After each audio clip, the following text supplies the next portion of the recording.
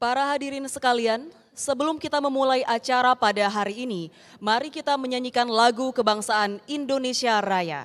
Hadirin dipersilakan untuk berdiri.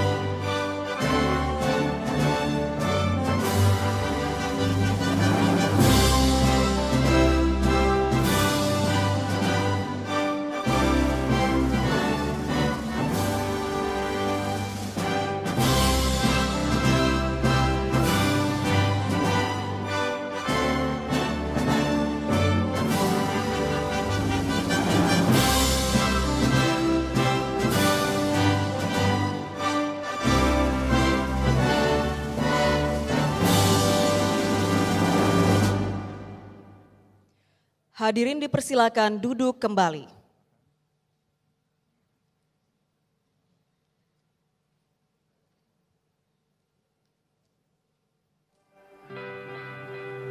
Dunia baru sudah hadir di hidup kita. Waktunya untuk bangun dan bangkit lagi. Perlahan, namun pasti. Tumbuhkan semangat. Hadapi berbagai tantangan. Sambut hari-hari yang baru dengan menatap ke depan. Hargai proses dan fokus pada tujuan. Manfaatkan segala kesempatan dengan sadar penuh dan niat untuk terus bertumbuh. Ikut mendorong kemajuan, menciptakan lebih banyak ruang, saling dukung dan menguatkan, mengembangkan diri dalam setiap perjalanan. Saatnya bulatkan tekad, melangkah cermat, tentukan pilihan yang tepat.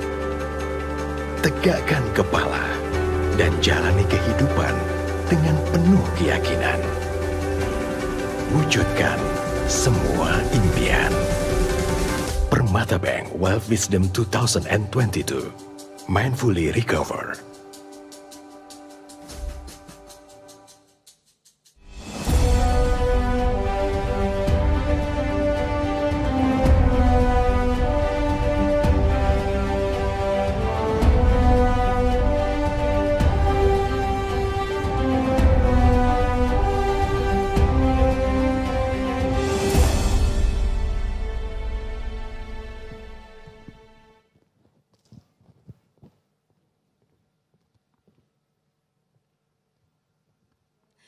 Selamat pagi, Bapak dan Ibu hadirin tamu undangan yang hadir secara virtual maupun secara langsung bertatap muka pada pagi hari ini.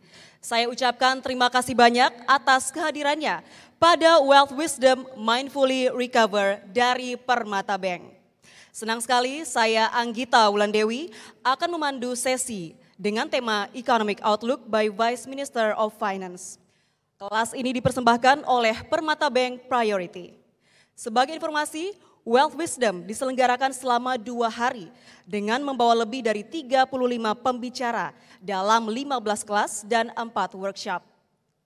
Bapak Ibu hadirin sekalian, sebelum kita akan berbincang lebih jauh, pada kesempatan pertama, saya persilakan Ibu Melisa M. Rusli, CEO Permata Bank, untuk memberikan opening remarks di sesi kali ini. Silakan Ibu Melisa.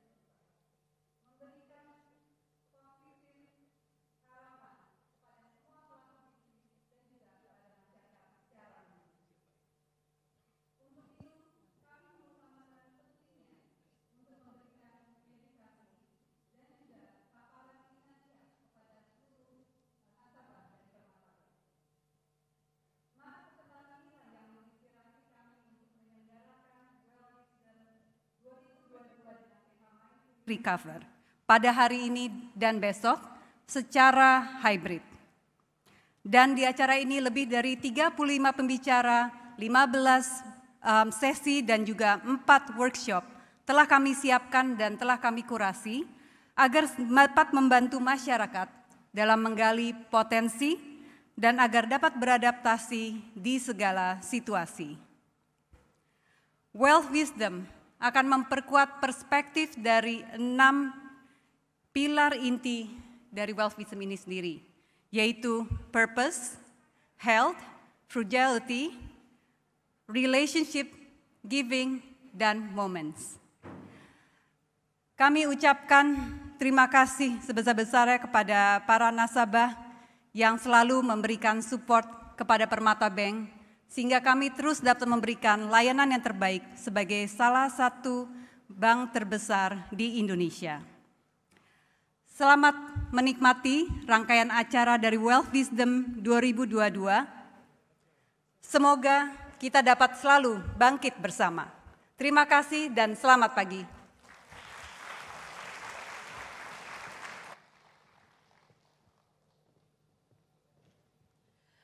Terima kasih Ibu Melisa M. Rusli atas apa yang sudah disampaikan. Selanjutnya sekaligus membuka diskusi kali ini, saya mengundang Bapak Meta Dharma Saputra sebagai moderator kita pada sesi kali ini. Kepada Bapak Meta saya persilakan.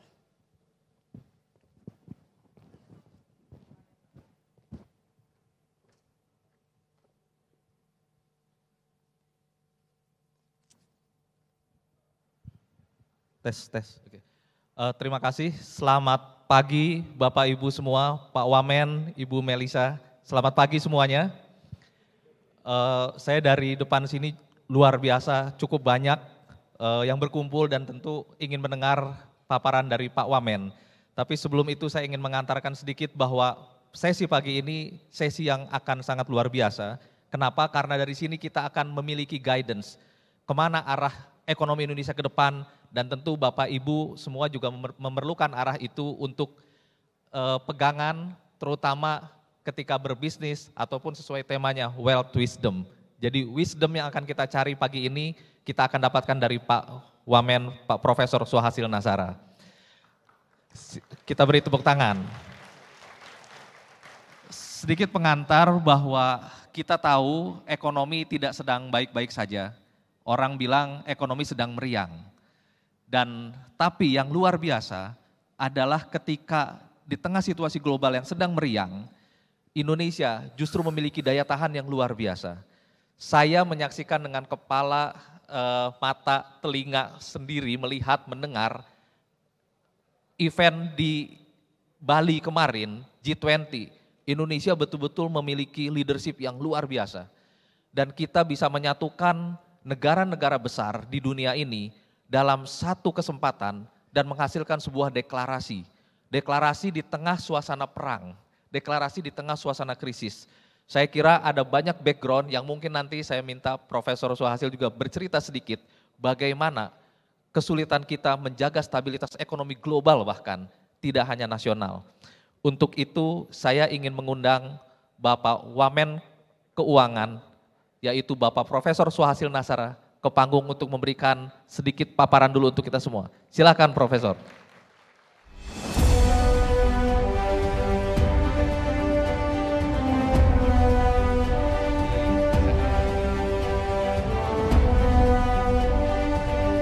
Selamat datang Pak Wamen.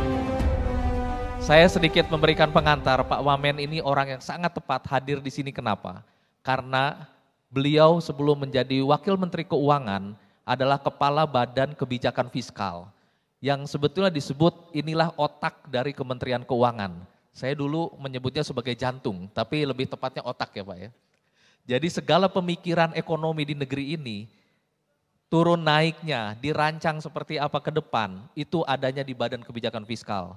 Dari situ kemudian Pak Suhasil menjadi Wakil Menteri Keuangan dalam rentang waktu yang cukup lama dan mengikuti berbagai krisis dalam gejolak pandemi dengan berbagai varian virus ya Pak.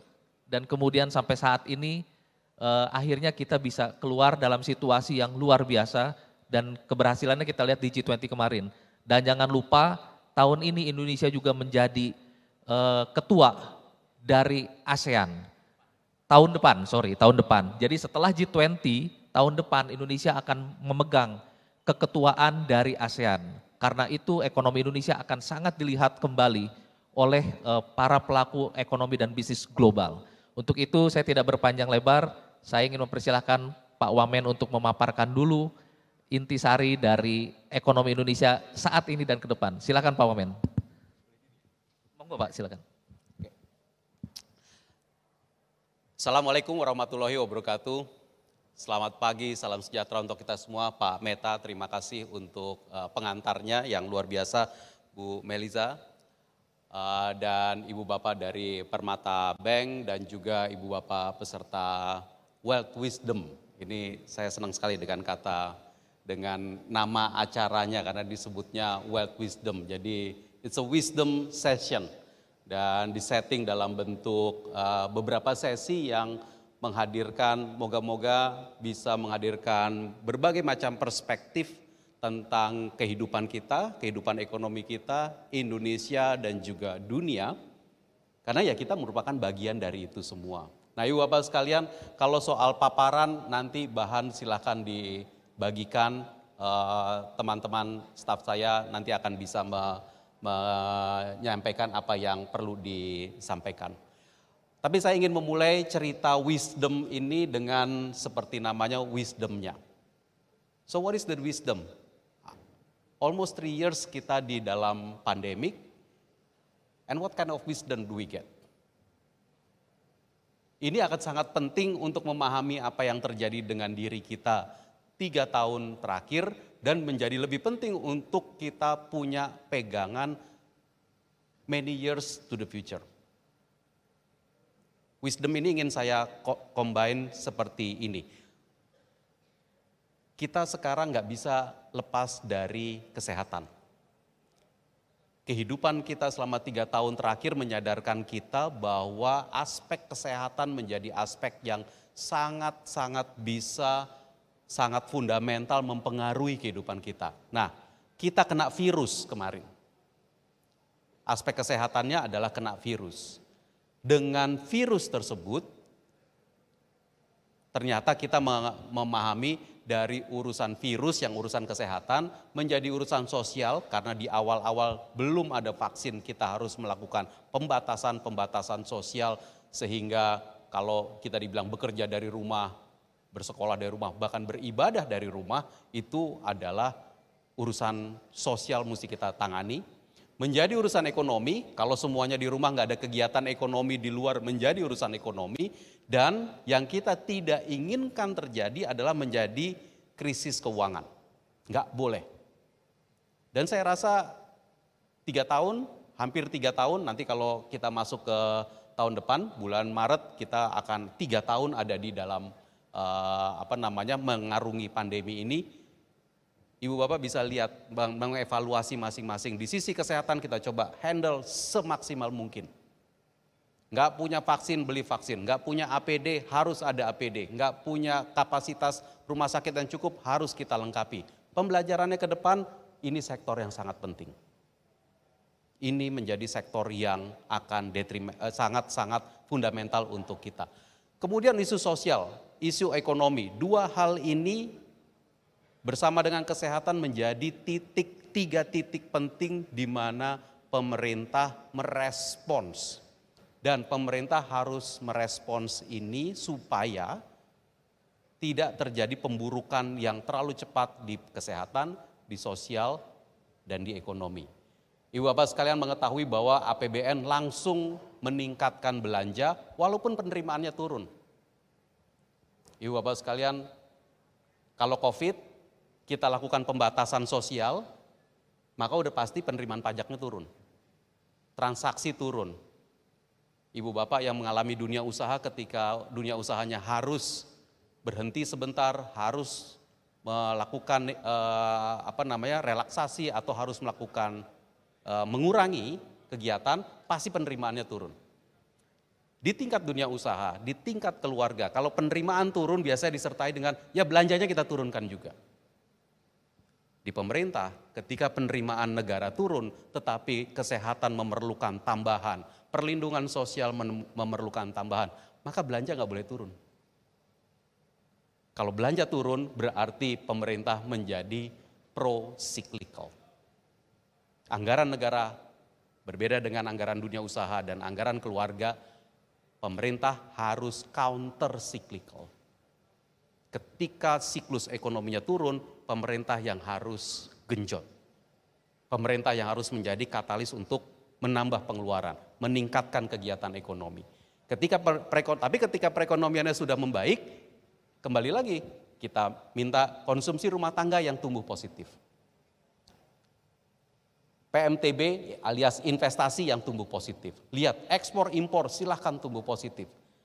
Konsumsi pemerintahnya kita tone down. Ini adalah bagian dari mengelola ekonomi dan kami yang bertanggung jawab di sisi kebijakan fiskal akan terus menjaga ini. Kalau istilahnya kita bilang fiskal, anggaran pemerintah itu harus menjadi shock absorber. Harus jadi shock absorber. Ini yang kita lakukan. Karena itu Ibu Bapak sekalian, tolong tetap di gambar yang tadi aja.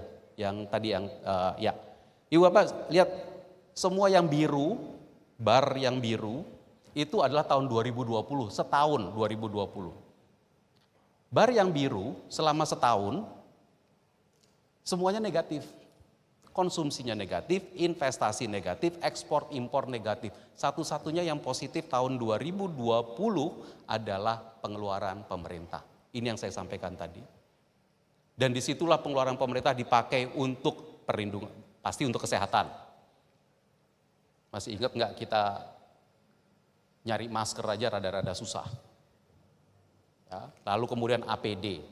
Lalu kapasitas rumah sakit, kita pesan vaksin, kita mulai vaksinasi 2021, kita bersyukur 2022 ini seperti Bu Melisa katakan tadi, kita lihat titik-titiknya nih, kayaknya bergerak nih. Kalau saya lihat titik-titiknya tuh luar biasa.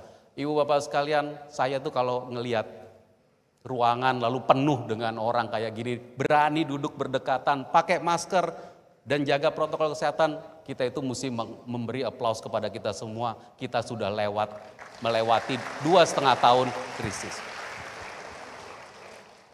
Nah, Ibu Bapak sekalian, the whole wisdom-nya, kalau paparannya masih banyak, tapi the whole wisdom-nya adalah hubungan ekonomi dan kesehatan nggak bisa kita lepas.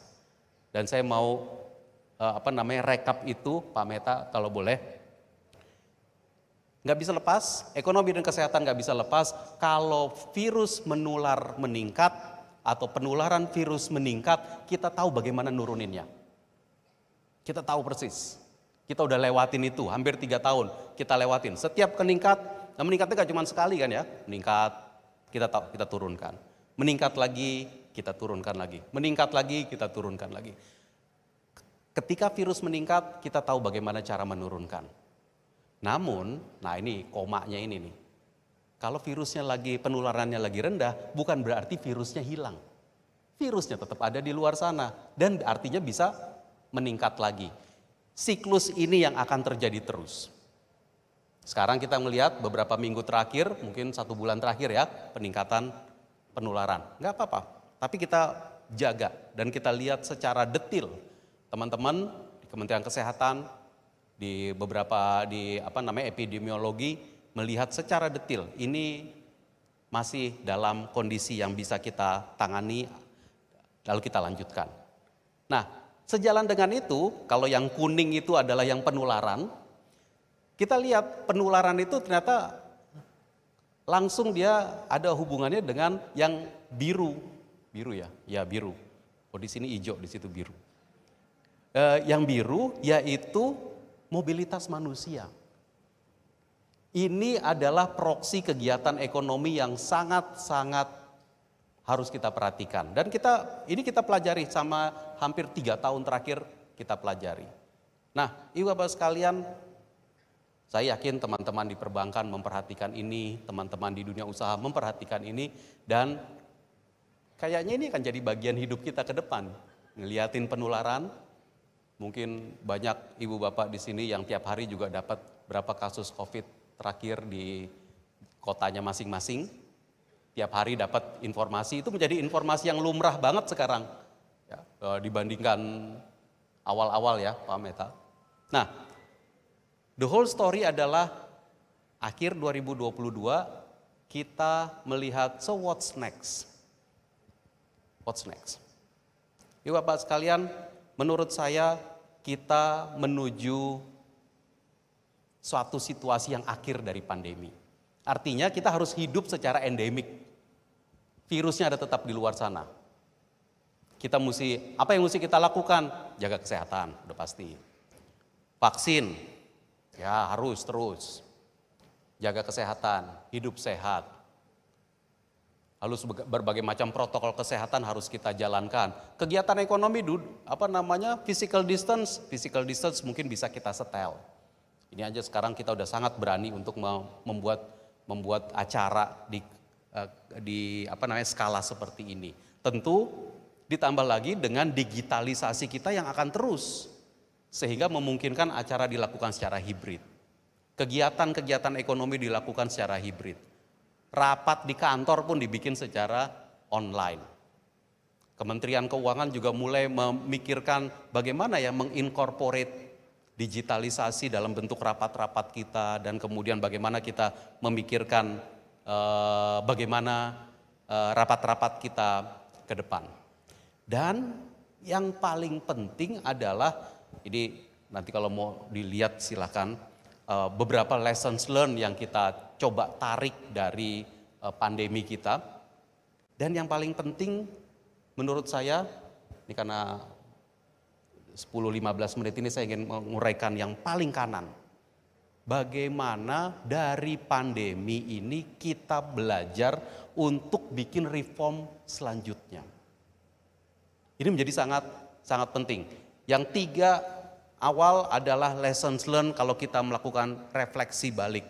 Kita gerak ekonomi dan kesehatan tadi saya ceritakan, lalu kemudian gotong royong policy mix ini menjadi sangat penting. Mungkin nanti kalau ada yang ingin mendalami ini silakan, saya nggak uraikan terlalu jauh. Komunikasi menjadi sangat penting untuk memberitahu pemerintah ini ngapain, dunia kesehatan ini pendapatnya apa, perspektifnya seperti apa. Nah yang paling penting yang sebelah kanan ini, bagaimana kita melanjutkan kehidupan kita dan kita punya reform. Nah di sini Ibu Bapak sekalian mungkin dalam 10 menit terakhir saya ingin menguraikan kira-kira begini. Kalau tahun 2022 kita lihat pemulihan yang luar biasa. Angka statistik confirm. Q3 kemarin kita tumbuh 5,7%, lalu kemudian kita punya inflasi, inflasinya juga 5,7 ya. Jadi angkanya pas sama itu ya. Inflasinya juga sekitar 5,7%. Nah, tapi dan ini dianggap sebagai keberhasilan Indonesia.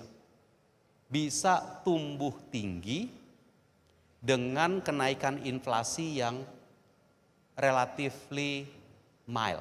Kalau ada perbandingan angka inflasi Indonesia dengan dunia silakan dimunculkan. Mild. Karena ada beberapa negara yang tingkat inflasinya itu naik cepat sekali. Karena pemulihan dan juga karena situasi geopolitik di dunia. Bukan inflasi yang ini yang biasanya barbar kiri kanan itu. Nah, ini dia yang sebelah kanan. Ibu Bapak bisa lihat Indonesia 5,7 itu very mild. Di antara negara-negara lain yang ketika masuk ke dalam era pemulihan inflasinya itu 6, 7, 8 bahkan banyak yang double digit. Kenapa inflasi naik? Karena memang kalau pemulihan itu berlangsung demand lebih besar dibandingkan supply. Kenapa bisa begitu? Ya karena demandnya itu udah siap pergi liburan ke Bali tapi pesawat belum cukup. Maka kemarin harga pesawat, harga tiket naik, nyumbang ke inflasi. Tapi nah itu banyak sekali di seluruh sektor perekonomian banyak sekali yang seperti itu. Tapi ada situasi geopolitik yang kemudian beberapa harga komoditas yang penting, minyak, batu bara, komoditas pangan seperti jagung, gandum dan yang lain, CPO juga meningkat. Dan meningkatnya naik turun lagi, naik turun lalu kemudian ini tentu bikin pusing. Kalau harga naik turun seperti ini yang bikin perencanaan biasanya pusing. Dan ini terjadi di seluruh level dunia usaha, di masyarakat, di negara juga seperti itu. Tapi kita mesti bikin perencanaan aja. Nah, ketika kita bikin perencanaan, kita cari titik-titik reform kita. Bapak sekalian, saya mau share mungkin beberapa titik reform ke depan. Pertama, titik reform ini semua tujuannya adalah mencari pertumbuhan baru untuk Indonesia. The new source of growth. Knowing the fact bahwa ekonomi dan kesehatannya harus combine. Ada beberapa. Nah ini yang saya touch di sebelah kanan yang moga-moga nanti bisa menjadi pemikiran dan juga diskusi dengan di istilahnya kelas-kelas yang lain dari wisdom, dari wealth wisdom ini. Pertama, kalau kita ingin sumber pertumbuhan baru, kita bicara mengenai penggunaan produk dalam negeri. Ayo kita bicara produk dalam negeri. Termasuk saya outreach kepada Permata Bank, kalau produk dalam negeri dikasih kreditnya lebih cepat. Kasih kreditnya lebih banyak. Setuju nggak Bapak Ibu sekalian? Oh, setuju semua tuh Bu Melisa. Jadi itu udah meskipun perbankan nggak disetting dengan cara demokrasi, tapi that's what your clients aspire. Penggunaan produksi dalam negeri. Ini kunci kita ke depan ini. Dan kita punya momentumnya. Kita punya momentumnya selama pandemi, ekspor, import drop banget. Ini sekarang baru lagi naik lagi. Ada momentumnya, yaitu kita bisa hidup dengan produksi dalam negeri selama pandemi. Mbok ya kita terusin. Kita dorong lagi, dan kami di pemerintahan kemudian kita mengeksersis, kita plototin betul APBN, APBD. Kita ketemu angkanya, jadi ketemu angka yang di sebelah kanan bawah itu 747 triliun Pak Meta. APBN dan APBD yang menurut kita harusnya bisa untuk produksi dalam negeri. Nanti dia menciptakan multiplier effect, gitu kan? Ini nanti 2023 kita dorong lagi. Ibu Bapak sekalian kemudian tolong menerjemahkan kepada unit bidang usahanya masing-masing. Gimana mendorong produksi dalam negeri dan menggunakan produksi dalam negeri dalam kehidupan, proses produksi dan kehidupan kita sehari-hari. This is going to be very very strong untuk Indonesia. Yang kedua, hilirisasi sumber daya alam. Sumber daya alam kita dalam beberapa tahun terakhir, mindset kita adalah kita hilirisasikan, kita hilirkan, kita olah lebih lanjut di dalam negeri. Saya ngerti, nanti pertanyaannya Pak kemarin dikalahin sama WTO, disalahin sama WTO soal nikel. Iya, tapi hilirisasinya jalan aja terus. Kita dorong aja terus. Ya nanti WTO ya biarin teman-teman trade negosiator kita terus kerja keras untuk mendudukan kepada dunia internasional. Tapi apakah itu menyetop hilirisasi? Enggak. Yang kita penting adalah hilirisasinya. Kita dorong supaya hilirisasi. Supaya hilirisasi apa yang harus terjadi? Atur sektornya. Nanti ujung-ujungnya salah satunya nanya, dikasih keringanan pajak enggak Pak? Dikasih insentif pajak enggak? Dikasih relaksasi impor enggak? Itu semua kita lihat. Banyak yang kita kasih. Dan kalau kita tahu persis ini adalah ujungnya adalah hilirisasi, nggak apa-apa kita kasih. Posisi pemerintah adalah ingin melihat sumber pertumbuhan ekonomi baru. Berbagai macam fasilitas, alat fiskal bisa memberi berbagai macam fasilitas karena seluruh fiscal tools kita akan kita pakai untuk mendorong hilirisasi sumber daya alam di dalam negeri. Yang ketiga, ekonomi hijau. Ibu Bapak sekalian, ini sumber pertumbuhan baru ke depan.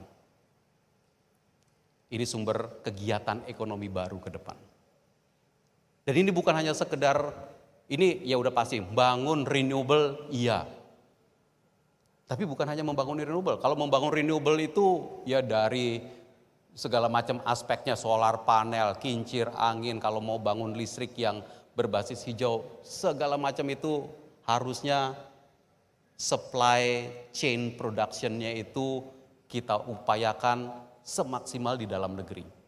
Kalau ini bisa dilakukan, maka kita ini bukan hanya sekedar mempengaruhi perubahan iklim dunia, tapi menumbuhkan kegiatan ekonomi baru di Indonesia. Ini yang kita cari. Ini yang kita cari. Menjaga hutan itu meningkatkan pertumbuhan ekonomi. Kalau kita menjaga hutan, ada beberapa aktivitas sekarang sudah mulai, supaya menjaga hutan maka di desa-desa di sekelilingnya itu diberikan kegiatan pemberdayaan masyarakat supaya bisa ikut menjaga hutan itu supaya tetap lestari. Oh itu pemberdayaan masyarakatnya kegiatan ekonomi. Dan ini sesuatu yang sangat penting memikirkan bagaimana membangun the new green, transisi menuju the new green. Nah tapi Ibu Bapak sekalian, transisi menuju the new green itu bukan hanya tentang bangun yang green. Karena apa? Karena Indonesia berangkatnya dari surplus listrik dan punya pembangkit listrik batu bara. Yang kadang-kadang kita bilang itu black, yang batu bara itu yang black, yang ini yang green.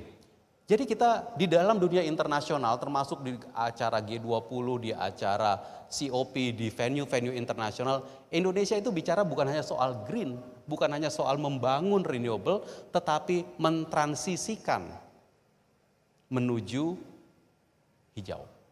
Mentransisikan itu artinya apa? Mentransisikan itu termasuk di dalamnya membuat supaya black kita, batu bara kita, secara gradual bisa berkurang. Termasuk itu.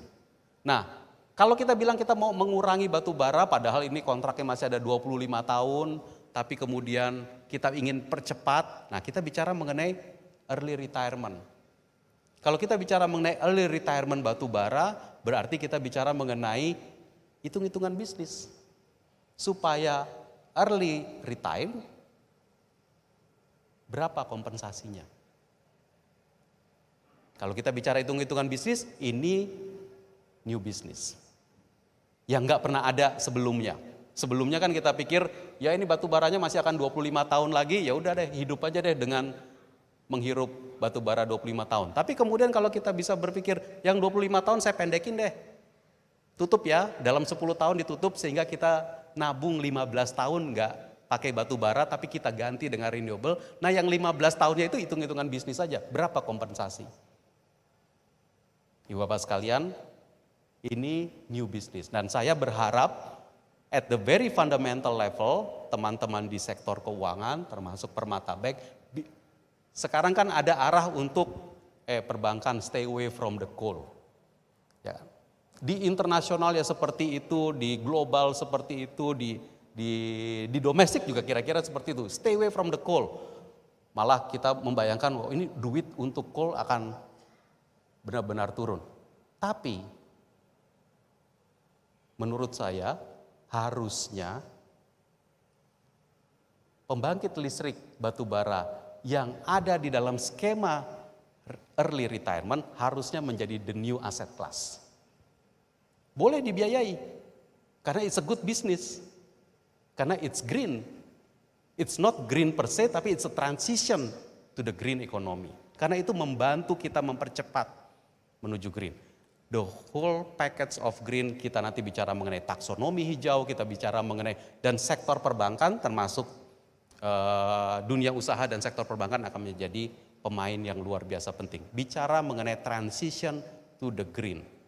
Bukan hanya sekedar membangun renewables. Membangun renewablesnya udah pasti harus kita setel berapa banyak RUPTL-nya, berapa yang diperlukan, berapa financing yang diperlukan, tapi transition is not only about building new ones, tapi juga mengurangi yang existing. Nah yang perlu kita kurangi adalah yang batu bara. Kita bicara mengenai early retirement. Logika ini ketika kita bawa ke internasional, Ibu Bapak sekalian, Pak Meta, ini dunia internasional itu surprise dengan logika ini.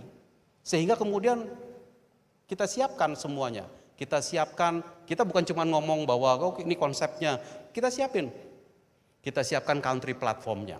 Country platform itu adalah financial hub yang nanti akan menjadi pemain utama, menyalurkan. Kumpulin uang dari luar negeri, salurkan kepada yang mau melakukan early retirement. INA, SWF kita minta juga ikut. Kita minta PT SMI menjadi country platform kita. Dunia internasional udah mulai kenal dan kemarin ketika G20 termasuk ini yang kita launching. Kita launching di G20. Indonesia sekarang memiliki country platform, ini artinya financial platform untuk energy transition mechanism. Country platform ini bahkan sekarang sudah bicara kepada level PLTU yang mana, di mana, berapa gigawatt dia. Dan kemudian kalau kita lakukan early retirement, berapa opsi-opsi kompensasinya. Berikutnya Ibu Bapak sekalian, dan ini terbuka ruang yang luar biasa dan saya suggest teman-teman Permata untuk mendalami lagi dan kemudian membuka ruang-ruang baru untuk financing dan juga bisnis ke depan ini. Digital. Yang keempat adalah ekonomi digital yang kita rasakan luar biasa selama hampir 3 tahun kita dinyatakan kita dalam pandemi ini. Ruang baru ekonomi digital ini luar biasa dan saya rasa makin lama makin banyak pemikiran bagaimana. Karena ternyata dia bukan hanya di dunia usaha. Ibu Bapak sekalian, ketika di awal-awal krisis lalu kemudian saya pun harus rapat lewat Zoom, lewat virtual platform, itu juga ya masing-masing pasti saya rasa memiliki pengalaman. Pertama kali membuka kayak platform seperti Zoom itu langsung hebat semua atau masih keder-keder dikit di depan. Ada proses menuju situ. Tapi ternyata digital ekonomi ini membuat bahkan sekarang Kementerian Keuangan itu kembali 100% kehadiran di kantornya. Ruang-ruang baru ini memunculkan kebutuhan wifi, kebutuhan internet. Nanti kita mesti bicara mengenai apakah cukup merata di seluruh Indonesia, daerah mana yang harus kita perkuat lagi dan seterusnya. Ini bidang yang baru dan luar biasa. Dan terakhir saya ingin mengangkat mengenai apa yang sedang kita lakukan sekarang, yaitu saat ini pemerintah bersama Dewan Perwakilan Rakyat sedang menyiapkan satu reform sektor keuangan. Bentuknya undang-undang yang intinya adalah kita lihat ini 5 yang di atas. Masalah kita saat ini 5. Literasi keuangan dan ketimpangan akses. Ada yang sangat punya akses kepada sektor keuangan, ada yang ya ngelihat pintu bank juga masih rasanya tuh itu kalau masuk ke bank tuh apa ya gitu. Ada. Dan ini tentu harus kita dekatkan gapnya. Meningkatkan akses, memperbanyak, sementara kelompok masyarakat yang lebih mampu itu merasa bahwa harusnya saya dilayani lebih banyak lagi, harusnya instrumen yang ditawarkan saya lebih banyak lagi, harusnya macam-macam.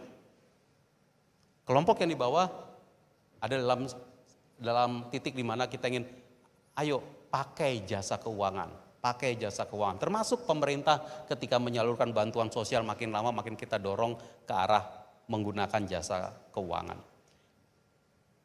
Lalu masalah berikutnya, biaya transaksi kita relatif tinggi dibandingkan negara lain. Ini nanti bicara mengenai NIM, kita bicara mengenai suku bunga, kita bicara macam-macam. Instrumen termasuk yang tadi, karena segmen yang dilayani di negara kita ini sangat beragam, instrumen ini menjadi sangat penting karena kadang-kadang kita dibanding-bandinginnya soal instrumen ini, dibandingkannya sama negara-negara terdekat kita. Di Singapura bisa begini Pak, di Thailand bisa begini Pak. Nah kemudian ketika balik ke Indonesia, di Indonesia ada aturannya Pak. Jadi terus ini harus kita pastikan bahwa kita bisa menciptakan instrumen baru dengan tata kelola yang baik, termasuk perlindungan investor dan perlindungan konsumen. Instrumen kreativitas kita padankan selalu dengan perlindungan investor, perlindungan konsumen, karena disitulah titik trust-nya, kepercayaannya. Industri jasa keuangan yang merupakan industri kepercayaan harus dibangun di atas tata kelola dan kepercayaan investor dan konsumen.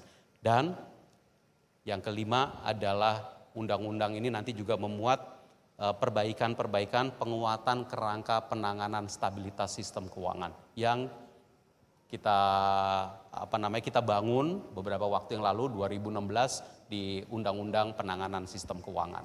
Kita perkuat lagi dalam arti koordinasi antara 4 pilar yang menjaga stabilitas sistem keuangan Indonesia. Kementerian Keuangan, Bank Indonesia, OJK, dan LPS. Bapak sekalian, pembicaraan mengenai RUU ini sedang berlangsung. Saya yakin Ibu Bapak mengikuti dari media dan moga-moga bisa kita selesaikan secepat mungkin, memberi kepastian, memberi ruang-ruang baru, membuka ruang-ruang baru dari pembangunan sektor keuangan kita ke depan, yang intinya adalah kita ingin membuat sektor keuangan kita itu lebih dalam, financial deepening, kita ingin dia itu lebih inklusif. Inklusif itu artinya melibatkan lebih banyak orang, dipakai oleh lebih banyak orang, diakses oleh lebih banyak orang. Saya rasa saya udah lewat 30 menit saya, tapi moga-moga ini memberikan gambaran mengenai pemahaman kita. Beberapa mungkin bertanya, jadi 2023 kayak apa Pak? 2023 kita lanjutkan pemulihan kita. Pertumbuhan ekonomi, angka pemerintah ada di 5,3%, tapi kita sangat-sangat aware dengan kondisi ekonomi dunia. Kondisi ekonomi dunia adalah pengetatan likuiditas. Amerika menaikkan suku bunga beberapa kali, mungkin masih akan beberapa kali lagi. Maka itu kita terus memperhatikan ngomong apa Dewan Gubernurnya Fed tersebut. Dan tentu ini kita translate ke dalam negeri. Ketika kita menerjemahkan ini ke dalam negeri, tentu kita melihat beberapa ruang-ruang yang mesti kita waspadai. Namun APBN akan tetap menjadi shock absorber. Supaya menjadi shock absorber yang baik, maka APBN itu kita bangun, dan ini yang ingin saya tutup supaya Ibu Bapak bisa mendapat wisdomnya adalah 2 kata. Optimis, waspada. 2 ini menjadi payung dari gerak kita 2023. Optimis karena pemulihan jalan, kegiatan ekonomi jalan, tapi kita harus waspada. Waspada kepada variabel-variabel yang harga-harga yang berubah sangat cepat, variabel-variabel yang berubah dengan sangat cepat juga di dunia internasional. Selamat berdiskusi, saya dikasih tahu Pak Meta, mungkin kalau ada beberapa pertanyaan silakan, namun sekali lagi apresiasi kepada Permata Bank yang menyelenggarakan acara Wealth Wisdom, dan moga-moga bisa menjadi titik enlightenment bagi kita semua. Terima kasih. Wassalamualaikum warahmatullahi wabarakatuh. Terima kasih Prof.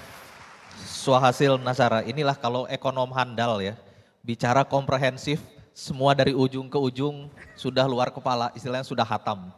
Maklum, saya kira Pak Swahasil adalah one of the best economist yang dimiliki oleh negeri ini. Beliau lulusan dari Universitas Indonesia, kemudian melanjutkan master di Cornell University, dan kemudian PhD-nya dari Illinois ya Pak ya. Jadi saya kira tidak diragukan dari sisi keilmuan, tidak hanya keilmuan tapi jam terbang. Karena seperti penulis terkenal Malcolm Gladwell bilang, ada unsur luck dari setiap orang, tapi pada akhirnya adalah 10.000 jam terbang itu menentukan apakah dia bisa membuat the right decision atau the wrong decision. Dan kita patut bersyukur, saya juga tadi lihat terus Pak, ini tahun lalu nih kita masih online ya Bu Melisa ya.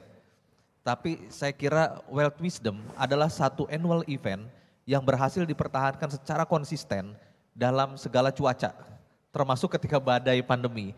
Jadi saya kira ketika kita sekarang bisa berkumpul semua di sini, mendengarkan meski semua masih pakai masker, tapi manageable, saya kira kita semua patut bertepuk tangan Pak, Bapak Ibu semua untuk kita semua. Dan kalau saya bandingkan, kita flashback ke belakang, persis seperti yang Pak Swahasil sampaikan. Mungkin kita tenang-tenang, bisa ketawa di sini, menikmati paparan tadi seperti cerita indah gitu ya. Tapi saya mendengar bagaimana Pak Swahasil, Ibu Menteri, jibaku 24 jam mengatur ritme dari ekonomi negeri ini yang kita semua tidak banyak tahu. Dan saya kira flashback ke belakang kita lihat India pernah melakukan lockdown, mengerikan sekali. Di jalan-jalan tol orang keleleran, luar biasa sengsara. Kemudian Amerika waktu itu masih Trump, luar biasa buruk penanganannya, korbannya jauh lebih besar dari Indonesia. Di kita ribut, harus lockdown dan sebagainya. Tapi pemerintah berhasil mengatasi ini dengan sangat baik dari sisi keuangan maupun dari sisi kesehatan. Kemudian China, sekarang baru aja kalau kita lihat di CNN dan lain-lain, ada kerusuhan-kerusuhan karena memberlakukan zero COVID policy. Dan kalau Bapak Ibu lihat di G20 kemarin itu sangat ketat, yang boleh buka masker hanya Xi Jinping. Yang lain nggak boleh Bapak Ibu. Jadi saya dan Pak Swahasil sudah setara Xi Jinping Pak. Kita boleh buka masker di sini, Ibu Melisa dan lain-lain. Karena di kita manageable semuanya. Mungkin kita nggak sadar, tapi kalau Pak Swa tadi bilang sama yang nonton bola di Qatar. Bahwa kita harus optimis waspada, saya kira itu sudah kita bisa nikmati dan kita rasakan sendiri. Nah yang saya ingin tanyakan Pak Swahasil, betul kita harus optimis tapi waspada. Masalahnya adalah seberapa optimis dan seberapa waspada, terutama mungkin dari level global yang tadi Bapak sudah singgung Pak ya. Karena krisis energi terjadi. Eropa mengecam kita batu bara kotor dan lain-lain. Tapi saya dengar dari perusahaan-perusahaan batu bara, mereka antri minta batu bara dari kita. Bahkan batu bara yang terburuk kualitasnya pun mereka minta. Nah kita berlimpah begitu. Kemudian kalau kita lihat juga negara-negara lain juga tidak sedang sehat-sehat. Krisis pangan, pekan lalu saya bertemu dengan kepala Bulog diskusi Pak. Semua mengalami persoalan itu dan beras kemungkinan juga kita harus impor Pak. Di akhir tahun ini untuk mencukupi ketersediaan pangan dan mungkin beberapa negara menutup ekspornya. Nah yang ingin saya tanyakan adalah dari sisi global Pak, juga the Fed arahnya kemana, seberapa optimis dan seberapa waspada kita harus lihat Pak, mungkin dibabarkan sedikit lagi. Makasih Pak Meta. Ini pertanyaan yang rumit ini. Seberapa optimis, seberapa waspada? Saya rasa ya, yang terjadi sekarang adalah kita udah melanjutkan bisnis kita. Ibu bapak yang punya dunia usaha pasti udah mulai buka toko. Terus kita lihat yang kalau kita buka restoran, mungkin ingat setahun yang lalu November tahun 2021 buka restoran mungkin baru 50%. Jangan-jangan belum waktu itu. Tapi waktu itu kan terus nyari mulai kalau udah tutup 2 tahun itu terus baru buka lagi restorannya kan perlu waktu. Nyari, wah kemana nih nyari supplier input sayuran saya gitu. Kemana pekerja saya yang waktu itu bisa saya kontak lagi atau enggak. Semua hotel-hotel, teman-teman hotel di Bali, semua restoran di Bali, semua dunia usaha mengalami hal yang seperti itu.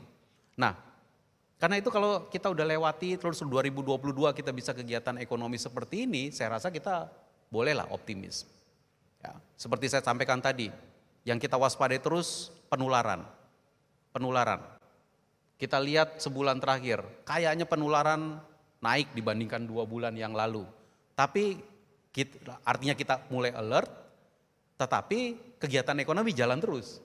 Itu kan kayak optimis sudah buka aja terus restorannya, buka aja terus department store-nya, buka aja terus usaha-usaha kita, tapi waspada ya. Ini harus menjadi, waspadanya gimana? Ya kalau di restoran,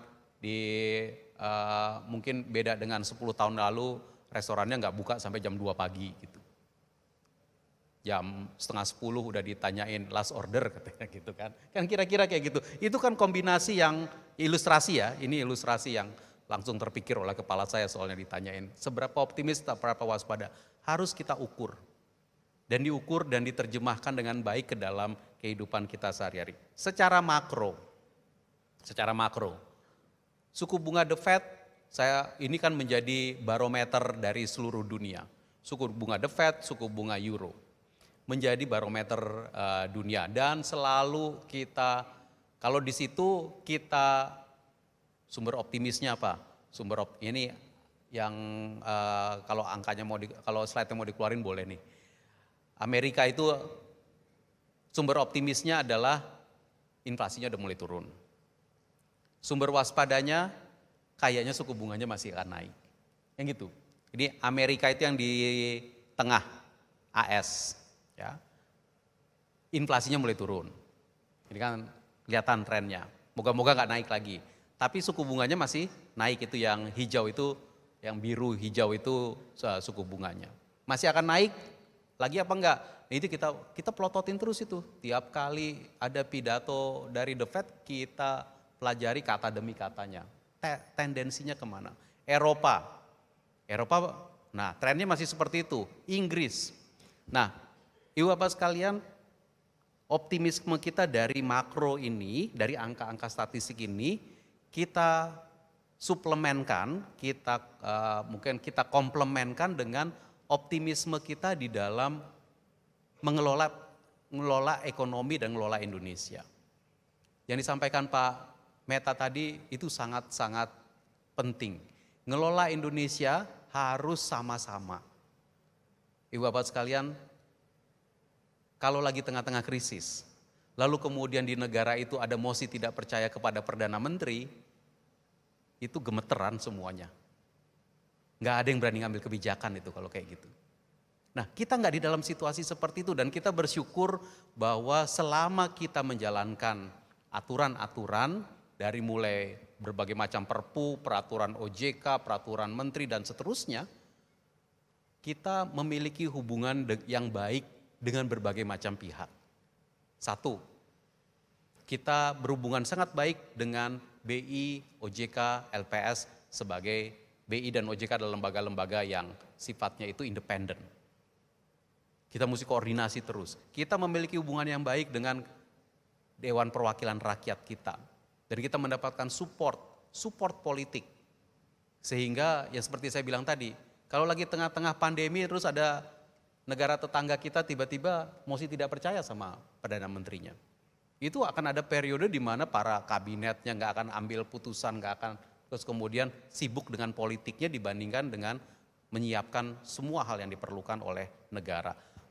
Bukan hanya itu Malaysia, negara-negara lain di Asia juga ada yang tiba-tiba kita dengar kenapa jadi seperti itu ya. Dan ini kita harapkan kebersamaan mengurus Indonesia. Dunia usaha terus kalau dunia usaha kan terus nyari kesempatan. Dalam pengertian kalau bisa buka usahanya buka. Kalau belum dia mundur. Kalau bisa buka. Tapi kalau PPKM-nya masih 4, ya apa boleh buat, tutup dulu katanya. Itu kan. Kita juga kerjasama sangat erat dengan seluruh pengawas di Republik kita. Dari BPK, BPKP, auditor kita, penegak hukum kita. Untuk menyatakan bahwa kalau kita melakukan kebijakan tertentu, itu tujuannya tidak lain adalah untuk melindungi masyarakat, untuk meringankan beban, untuk menyediakan situasi yang lebih baik. Tidak ada alasan atau tujuan lainnya. Kalau kemudian ada yang melenceng ke tujuan lainnya, ya diproses saja. Kalau dia melenceng. Nah, karena itu Ibu Bapak sekalian, saya bisa katakan bahwa kalau kita refleksikan 2 tahun lebih terakhir, hampir 3 tahun kita menangani krisis, sinergi ini luar biasa. Dan ini yang harus kita teruskan ke depan kalau kita tadi ingin buka ruang-ruang sumber pertumbuhan ekonomi baru itu. Kita bicara mengenai hilirisasi sumber daya alam, kita bicara mengenai digital ekonomi, kita bicara mengenai produksi dalam negeri, kita bicara mengenai ekonomi hijau, kita bicara mengenai bagaimana sektor keuangan kemudian menjadi katalis dan menjadi, karena sektor keuangan itu terutama perbankan tugasnya adalah intermediasi. Intermediasi antara yang punya uang dengan yang bagaimana uang itu diputar untuk perekonomian. Potensinya ada, potensinya saya yakin ada. Kita tangani secara bersama-sama dengan gayanya kita menangani ekonomi makro kita. Saya rasa itu Pak Meta.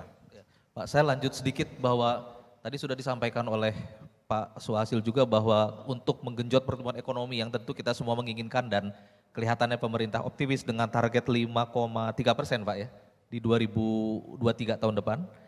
Nah tentu kan government spending tetap diharapkan. Tapi di sisi lain tahun depan itu adalah kembali kita harus ke basic rules-nya, disiplin fiskal di mana defisit to GDP itu harus kembali di bawah 3%. Nah ini tentu akan mengerem begitu Pak, pengeluaran-pengeluaran yang tidak perlu dan lain-lain. Di samping itu juga kelihatannya kan juga untuk COVID pun tidak lagi sebanyak dulu penyaluran dananya dan sebagainya. Nah bagaimana pemerintah melihat persoalan ini Pak? Karena saya kira ini menarik Bapak Ibu, Indonesia saya kira satu-satunya negara yang punya disiplin fiskal dengan menerapkan kita harus membiayai besar pengeluaran semasa COVID pandemi, tapi tetap disiplin dengan membatasi defisit GDP-nya Pak ya, tetap di 3% setelah sekian tahun. Silakan Pak. Baik, makasih Pak Meta. Pertumbuhan ekonomi kita tahun depan ketika kita bikin APBN, ini saya ajak kita merasakan waktu bikin APBN itu sekitar bulan September tahun ini. Jadi sekarang udah ngomongnya gini, besok Desember, gitu kan? Besok Desember, September lalu kita mesti bikin APBN dan mesti kita bawa ke DPR untuk dibicarakan dan diketok. Kenapa diketok? Supaya memberikan arah kepada perekonomian kita ke depan. Memberi arah kepada dunia usaha, memberi arah kepada seluruh perekonomian. Nah, ketika kita mikir di bulan September itu, kita pikir 5,3%. Apakah kita aware tapi ketika kita melaksanakan, kita harus aware dengan seluruh gerak ekonomi yang akan terjadi.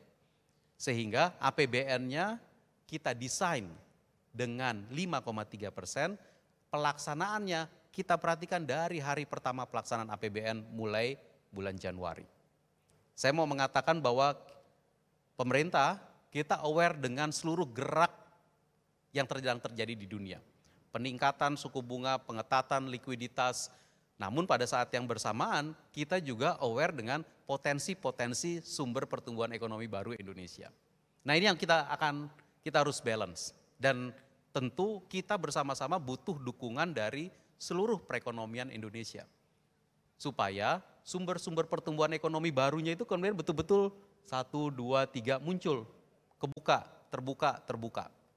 Nah ini Ibu Bapak sekalian, kalau kita bilang hilirisasi sumber daya alam, kita bukan hanya bicara mengenai satu pabrik, kita bicara mengenai supply chain yang harusnya kita sediakan di dalam negeri.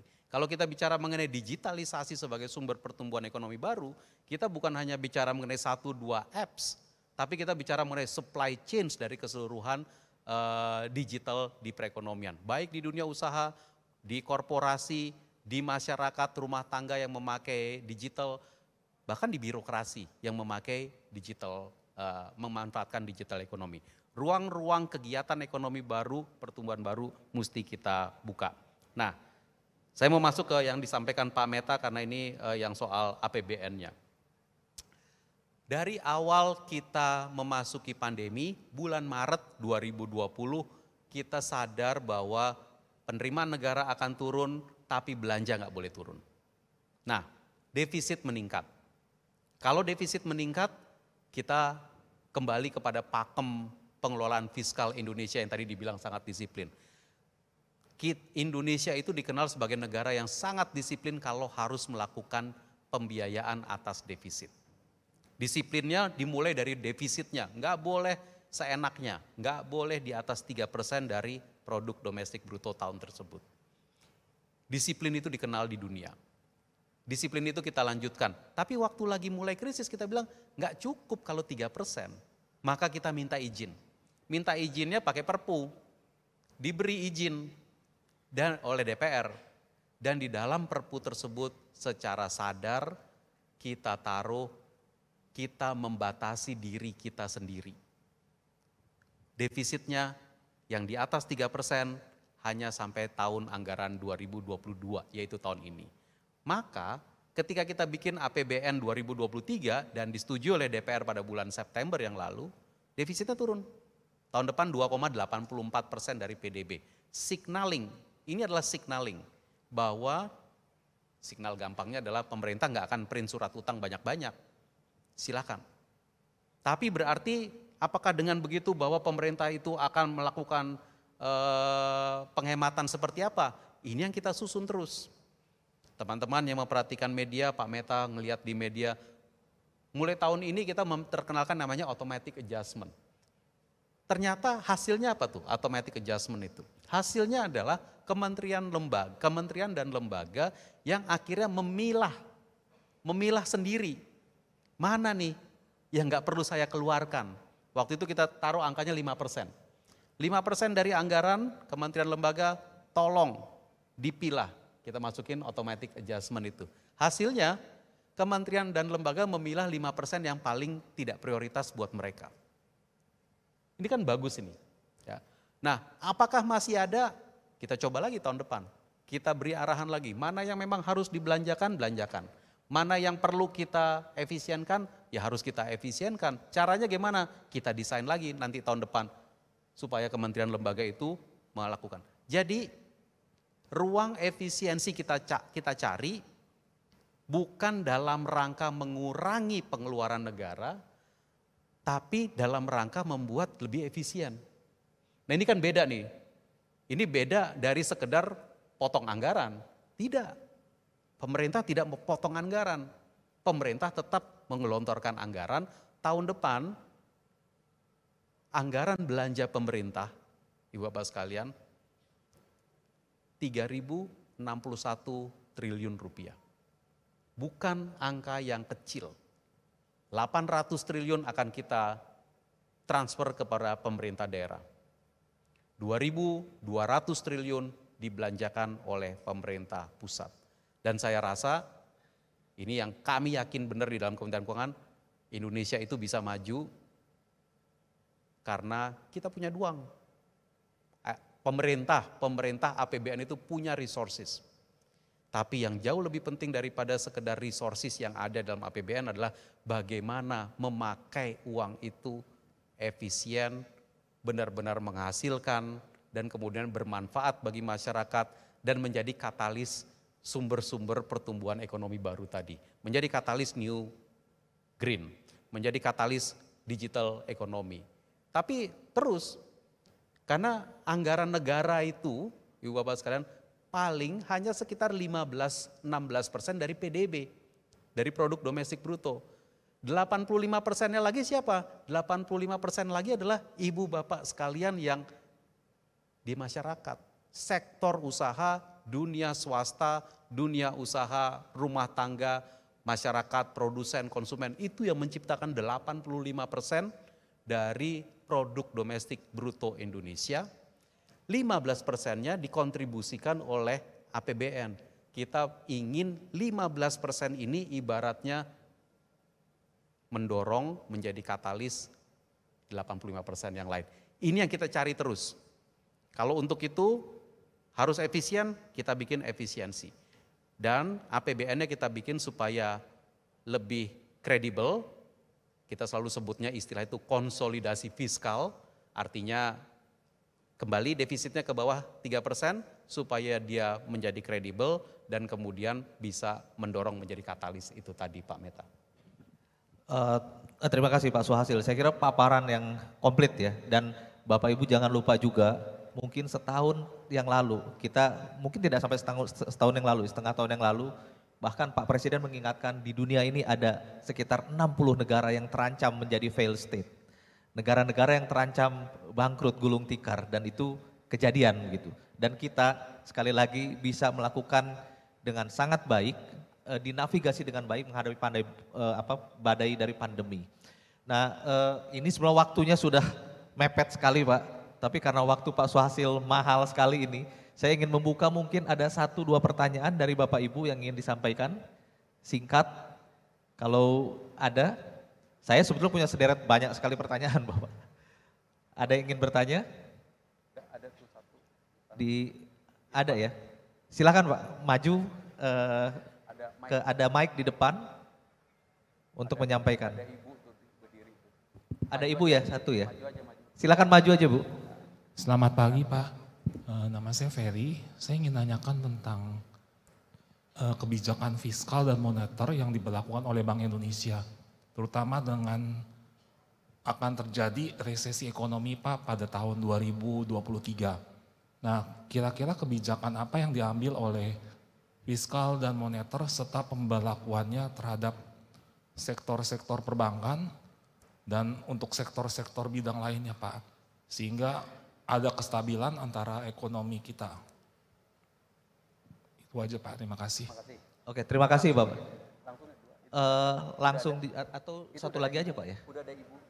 Oh silakan Ibu.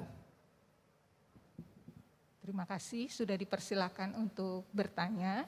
Saya Sri Hernani, saya tertarik sekali dengan tadi dengan paparan mengenai reformasi sektor keuangan. Ini di poin nomor 4, saya tertariknya tentang rendahnya kepercayaan dan perlindungan investor dan konsumen. Saya paham bahwa pemerintah saat ini sedang menyusun RUU P2SK untuk melindungi konsumen di sektor keuangan. RUU ini dibuat saya kira berdasarkan kejadian-kejadian keuangan yang ada di masyarakat saat ini. Misalnya tentang asuransi yang bermasalah, seperti Jiwasraya, Asabri, Bumi Putra, Wana Arta Life, Kresna Life, kemudian juga ada dari sisi koperasi, Indosurya, dari sisi reksadana itu juga ada. Nah RUU itu dibuat saya kira untuk antisipasi ke depannya. Yang ada sekarang ini yang ingin saya tanyakan, bagaimana caranya pemerintah itu,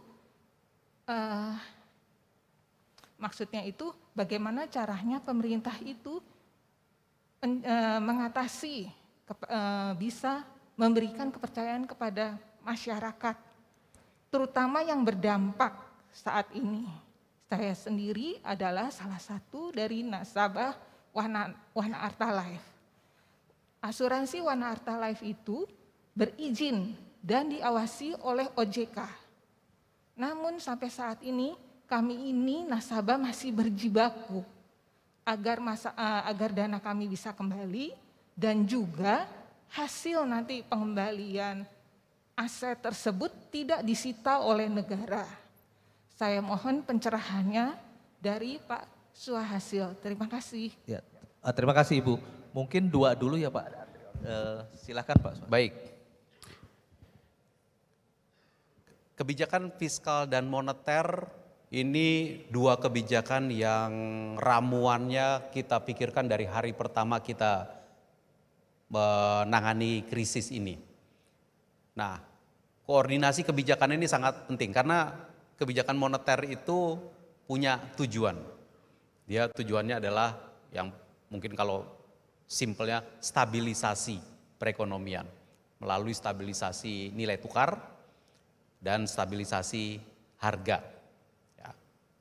Jadi inflasi ya dilihatin itu oleh teman-teman di bank sentral harus stabil.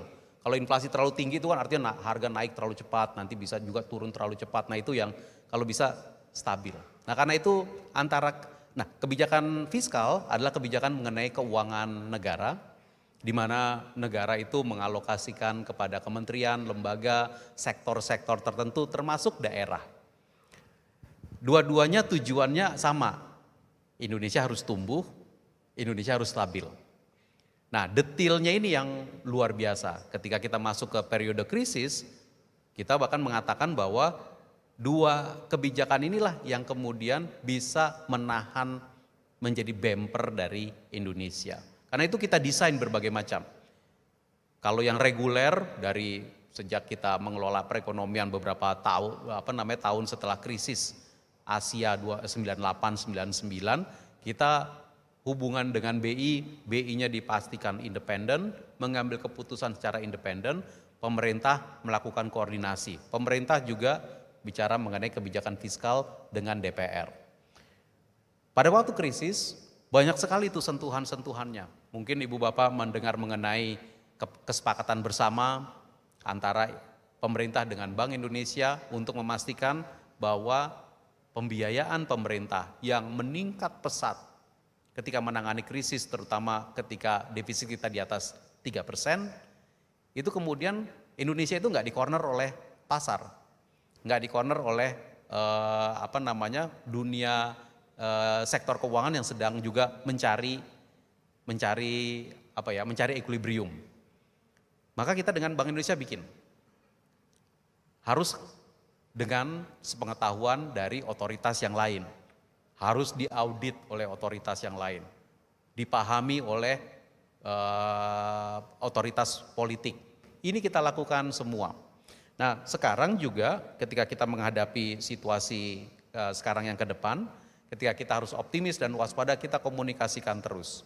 Banyak sekali diskusi yang kita lakukan dengan otoritas Bank Indonesia sebagai pengelola kebijakan moneter untuk memastikan bahwa langkahnya sama.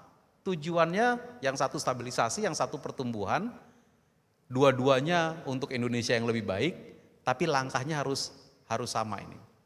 Nah jadi ini kita lakukan berbagai macam kebijakan. Ibu Bapak saya yakin dengar di berbagai macam media, namun di sini untuk Ibu Bapak yang mungkin bertanya mengenai SKB 1, 2, dan 3, saya bisa pastikan bahwa SKB 1, 2, dan 3 berlaku sampai dengan 2022.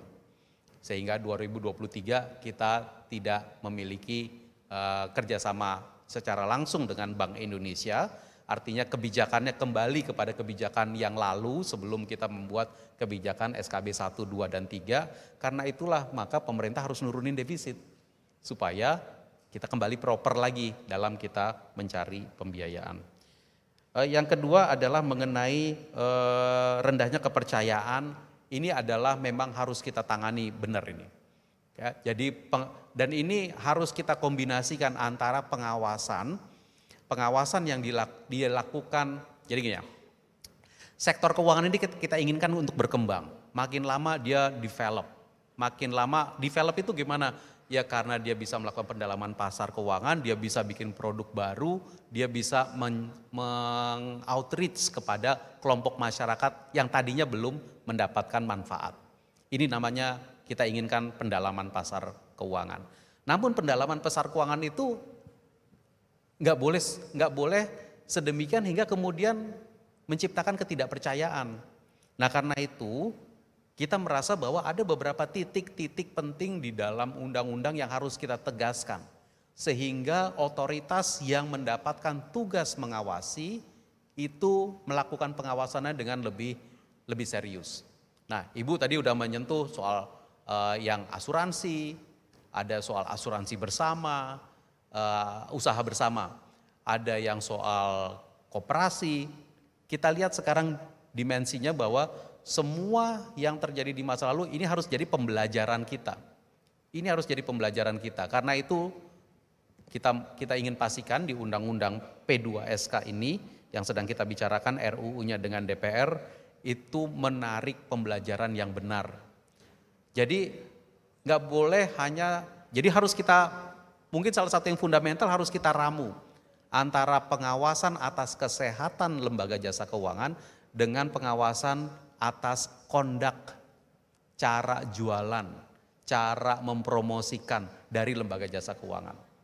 Nah ini termasuk fundamental ini.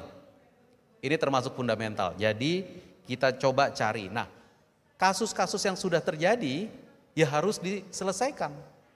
Kalau kayak seperti Jiwasraya diselesaikan, harus selesai. Karena itu kalau untuk Jiwasraya, karena pemilik Jiwasraya adalah pemerintah, 100% pemiliknya adalah pemerintah harus konsekuen. Nah kita berikan dalam bentuk, konsekuen itu diberikan dalam bentuk apa? Dalam bentuk alokasi penyertaan modal negara kepada yang mengambil alih polis-polis Jiwasraya tersebut. Pemerintah sudah memberikan 20 triliun tahun ini dan sekarang dijalankan oleh AFG. Pemilik lembaga jasa keuangan menjadi sangat penting dan ini harus kita pegang. Karena itu di dalam setiap kasus kita harus perhatikan dengan benar apa yang dilakukan pemilik, di mana tanggung jawab pemilik. Ibu, saya mengerti bahwa kepercayaan atas jasa keuangan ini suatu yang fundamental, nggak boleh dianggap main-main. Maka itu penanganannya harus sampai ranah hukum. Dan ini juga yang harus kita atur di dalam undang-undang yang baru tersebut. Pengaturan pengawasan yang lebih kuat untuk menimbulkan kepercayaan yang lebih baik ke depannya. Saya rasa itu Pak Meta beberapa hal. Saya tidak masuk ke kasus satu persatu, tetapi prinsip-prinsip kita mengelola lembaga jasa keuangan dan bagaimana cara mainnya ini yang sedang kita tata lagi di dalam Undang-Undang P2SK itu. Monggo silakan Ibu Bapak mengikuti terus lewat media apa yang dibicarakan. Moga-moga kalau ada masukan silakan disampaikan baik melalui lembaga jasa keuangan sendiri langsung kepada pemerintah maupun juga kepada Dewan Perwakilan Rakyat yang sedang mendiskusikan ini dengan pemerintah. Pak Meta saya kembalikan, terima kasih. Baik, terima kasih Pak Suhasil. Kita beri aplaus dulu untuk Pak Suhasil Nazara. Saya kira masih banyak tentu pertanyaan dari Bapak Ibu semua termasuk saya sendiri Pak sebetulnya. Tapi kita bisa begadangan ini. Kalau kita akan membedah betul ekonomi Indonesia. Tapi saya kira pesan tadi penting sekali dan singkat mudah diingat, optimis tapi waspada Pak ya. Dan saya kira bukan hanya kita saja yang optimis karena kalau kita dengar Pak Presiden juga kemarin baru menugaskan satu gugus tugas kalau tidak salah. Jadi hasil G20 itu ada sekitar kalau saya tidak salah ingat ada 360 proyek hasil kesepakatan multilateral dan bilateral senilai lebih dari 300 miliar dolar yang diminta oleh Pak Presiden untuk segera ditindaklanjuti. Kemudian Amerika sendiri ada komitmen investasi besar sekali Pak ya, 600 miliar dolar melalui yang namanya Partnership for Global Infrastructure Investment kalau tidak salah. Nah kemudian masih ada lagi capaian kita di G20 kemarin, itu ada yang namanya JETP, tadi disinggung Energy Transition. JETP ini singkatan dari Just Energy Transition Partnership. senilai 20 miliar dolar yang berhasil dinegosiasikan oleh Indonesia termasuk di COP27 kemarin di Mesir, dan akhirnya itu kita bisa capai juga. Jadi saya kira global environment itu sangat mendukung Indonesia dan memberikan apresiasi kepada kita semua. Jadi rasanya tidak beralasan kalau kita tidak kemudian menjadi optimis seperti yang disampaikan oleh Pak Wamen. Saya kira itu saja yang ingin saya rangkum. Selebihnya Bapak Ibu semua tentu sudah mendapatkan wisdom dari apa yang disampaikan oleh Pak Suhasil Nazara.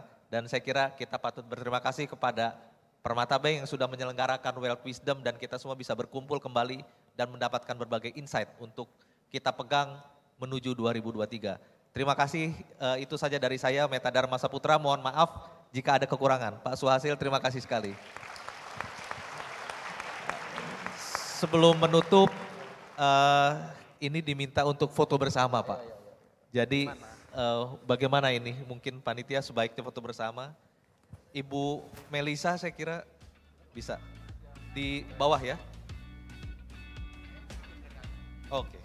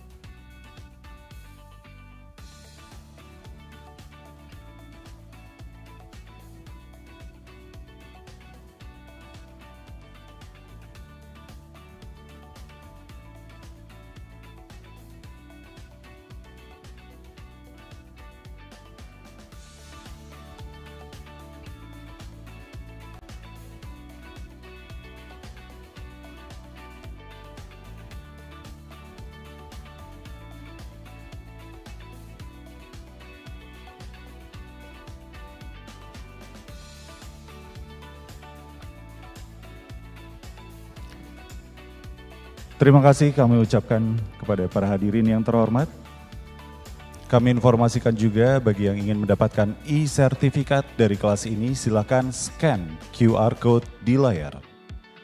Terima kasih juga saya ucapkan untuk para hadirin yang telah menyaksikan sesi pertama ini. Setelah ini kita akan ada jeda makan siang dan selanjutnya kita masih ada sesi kedua yang berlangsung secara paralel pada pukul 13 WIB, yaitu How to Utilize Global Pandemic Fund dengan pembicara Menteri Kesehatan Budi Gunadi Sadikin. Dan yang kedua, The Beauty of Digital Investment dengan pembicara Co-founder The North Star Group Patrick Waluyo dan Head of Investment Eastspring Investment Indonesia Liu Kong Kian. Dan yang ketiga, Riding the Next Digital Wave dengan pembicara Antoni Dirga selaku Direktur Utama PT Trimega Asset Management dan Victor Lesmana selaku CEO Buka Financial dan Commerce.